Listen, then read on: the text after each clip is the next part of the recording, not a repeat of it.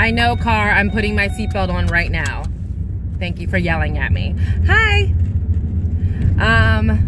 It's been a while since not a while, it's been a couple of days. It's only because I tried to record a video, started up 3 videos, but I felt like crap, I looked like crap, and I just wasn't in the mood to force myself into commentary, so I didn't post a video. But I definitely have something I want to talk about today, and that is the fact that the Sex and the City franchise is officially dead in the water. It's dead. And not just because, you know, of the whole Kim Cattrall situation, it's because of now, every time they bring up Sex and the City, it's gonna you know, be about Kim Cattrall and Sarah Jessica Parker and not about, you know, Sex and the City. So let's backtrack. Sadly, a week ago, Kim Cattrall's brother went missing. He was found, and sadly, he was found deceased. It's very, very sad. It's very tragic. You know, an unexpected death is never good. And quite understandably, Kim Cattrall is very upset about it and you know, devastated at the loss of her brother. She posted pictures of her and her brother on Instagram and, you know, sent out a public statement about the loss of her brother. And she posted something on Instagram. Well, Sarah Jessica Parker, of course, her co-star on Sex and the City, on the TV series and in the movies, very kind of quietly, I think, posted on Instagram under the photo of her and her brother and said, you know, my heart goes out to you. Condolences on the loss of your brother. You're in my thoughts. Nothing overly too lovey-dovey, nothing overly too much. It was just enough to say, I'm sorry for your loss. Completely understandable.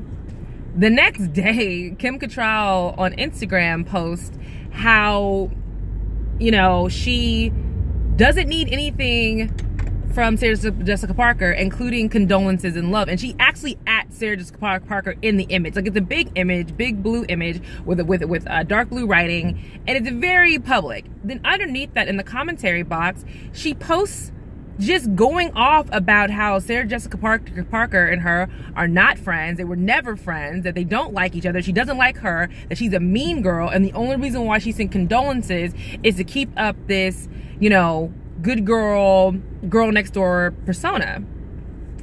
And of course it goes viral. It was on Wendy Williams today. It was on the Today Show. It was on The View. People commenting. I even commented on it. But my comment was different from everybody else's. My comment was, where the fuck is your publicist? And why did they say it was okay for you to post this? If I was her publicist, I would have said, you may be mad right now, but you need to take that down. Like, you need to take that down immediately.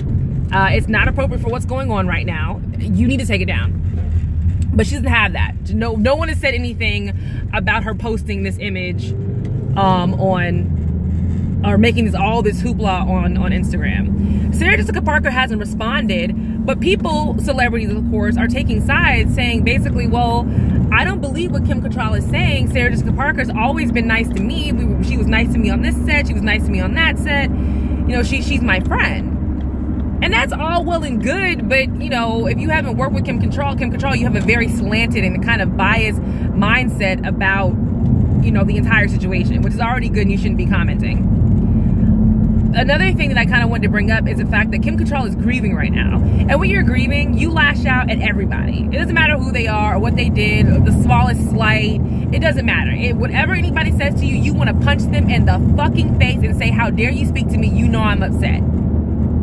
So I understand that. So again, this is where a publicist can come in and say, listen, take that down. I get it, you're grieving, I get it, you're upset, but let's take this down for right now. So why did I call this video, The Sex and the City franchise is ruined? Simple. Number one, Kim Cattrall will never be on another set with Sarah Jessica Parker. Even the studio, even if you know, they decided they wanted to do it, I even feel like the studio would be like, it's not even worth the drama. Because one argument is going to blow up into a bigger argument, and we don't need this kind of headache on a set. Again, as a publicist, if I was a publicist for a film studio, I'd say the same thing. Does anybody want to deal with this bullshit? These two catfighting, and then they get linked to the press, and now the whole movie is linked to silliness. Like, they've gone. Apparently, Kim Cattrall and Sarah Jessica Parker have never gotten along, and we've gotten this far, and no one knew about it. I mean, it's been rumblings here and there about, you know, I think it came out like the second movie that it was a little harder, that Kim Cattrall didn't really want to do it, and she was kind of on the fence and hemming and hawing and blah, blah, blah, blah, blah. And it kind of held up the movie production, but they went through with it. But that's the first rumbling. Mind you, this show has been on, they've been the Sex and the City crew since I think 1999. So the fact that they've gone this long, almost 20 years, or 17 years, I guess, and no one knew that they had beef, speaks volumes about, you know, their character and the cast and how much they respect the Sex and the City franchise. And I guess Kim Cattrall now is to the point where she's just like, I don't want to do number 3. Fuck these bitches. I'm gonna say what I want to say. And that's a little dicey. Number 2, you can't replace Kim Cattrall. You can't make another woman Samantha or a Samantha type character, because no one wants to see a Samantha type character. Everybody wants to see Samantha.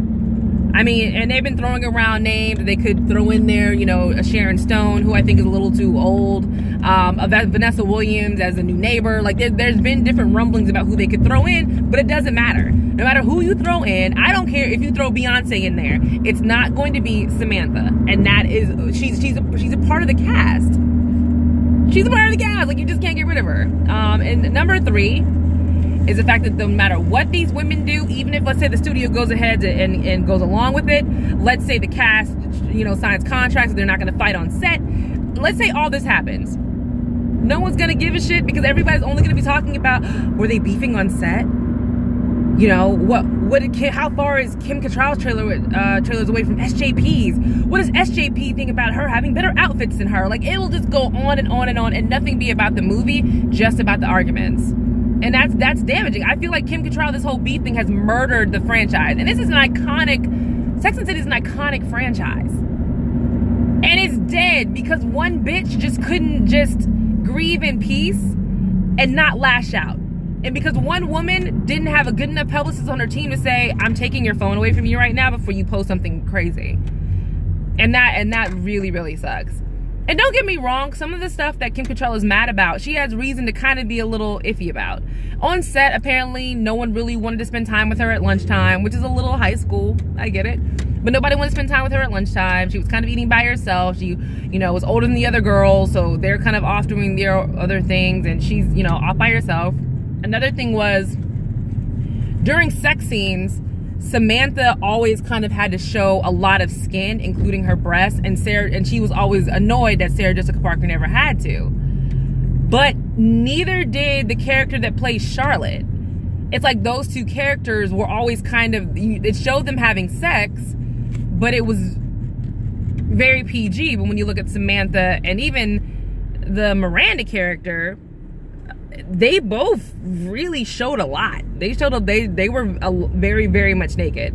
So I get where some of her beefs are coming in, but I feel like her behavior is just making it worse. Because Sarah Jessica Parker, no matter if anybody thinks it's phony or fake, and she and Kim thinks it's fake, she's always talked highly of her. Has always said, you know, I love Kim, and she's brilliant, and she's smart, and she's so wonderful, and she's this, and she's that, and I wish her the best, and blah, blah, blah, blah, blah.